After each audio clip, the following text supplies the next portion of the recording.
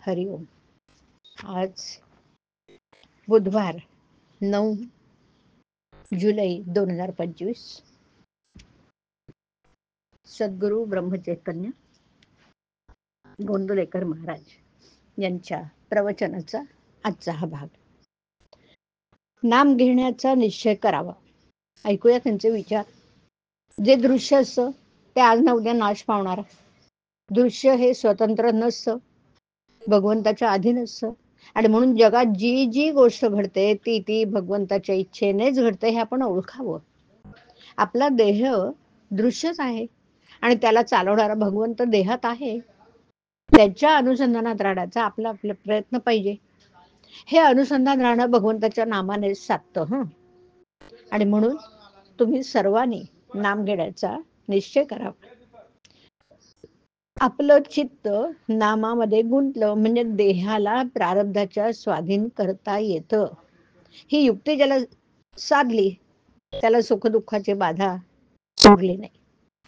संतांना देखील त्यांचे प्रारब्ध भोगावं लागतं की नाही, पण त्यांना देहबुद्धी नसल्याने भोगाचे सुख दुःखच नाही. व्यवहाराच्या मार्गाने जात असता भगवंताचं नाम कधी विसरू नये. आपल्या प्रयत्नाला जे फळ येईल ती भगवंताची इच्छा समजून जे पदरात पडेल त्यात समाधान मानावं. आपण प्रपंची लोक आहोत म्हणून प्रपंचाला उचित असणारा प्रयत्न केला वाचून कधी राहू नये.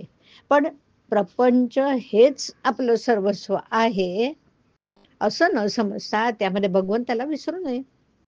परमार्थाला सदाचरणाची फार जरुरी आहे. उगीच भलत्याच्या सांगण्याला भुलू नये आणि नीती आणि तिच्या धर्माच्या मार्गाला जाऊ नये. संत जे सांगतात त्याच्यावर विश्वास ठेवावा, मुखात नाम ठेवावं, सदाचरणाने वागून प्रपंच करावा ना. आणि असे जे करेल त्याचं कल्याण राम खात्रीने करेल हे मी सर्वांना वचन देतो. बहुतेकांना प्रपंचासाठी देव पाहिजे असतो. खरोखर हे सर्व हिंग जिरं याचेच गिरायक आहेत. देवासाठी देव पाहिजे असं म्हणणारा खरा कस्तुरीचा चाहताच कोणी भेटत नाही हो.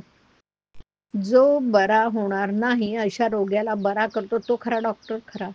अगदी विषयातल्या माणसानं सुद्धा जो बाहेर काढतो तो संत नक्कीच खरा. त्याच्याजवळ नुसतं मी शरण आलो आहे असं म्हटलं तरी पुरेसं होतं. हल्लीच्या आणि पूर्वीच्या प्रपंचात तसा फरक नाही. पण पूर्वी लोक देवाला विसरत नसत. अलीकडे ते जास्त संकुचित झाले. पूर्वी खेडेगावांमध्ये स्वाभाविकपणे एकमेकांच्या उपयोगी पडावं अशी बुद्धी असायची. पण आता काळ पालटलाय. तुम्ही इतक्या लोकांना नामस्मरण करायला पाहून मला एक समाधान वाटतं की मला जी गोष्ट आवडते ती इतक्या लोकांना आवडू लागली आहे. मी सांगितलेलं तेवढं करीन असा निश्चय करा. कशाची काळजी करू नका. मी तुमचा भार घेतलेला आहे ही जाणीव ठेवून आनंदाने प्रपंच करा. भगवंताच्या नामाचा नाद लागला तर दुःखाची जाणीव कमी होईल. दुःखाची जाणीव नसल्यावर दुःख असलं म्हणून बिघडलं कुठे. हरिओम.